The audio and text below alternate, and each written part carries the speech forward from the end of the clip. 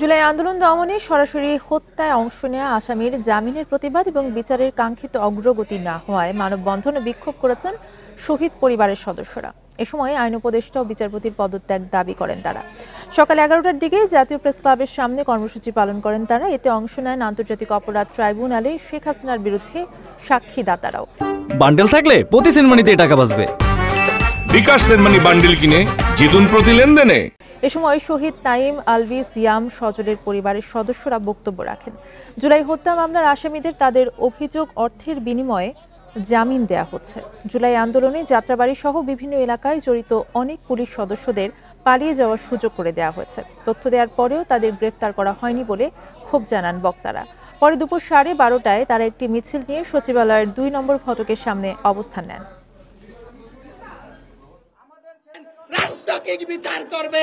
এই রাষ্ট্রের জন্য কি এতগুলো মায়ের সন্তান তাদের জীবন দিয়ে এই দেশটাকে স্বাধীন করে গিয়েছে?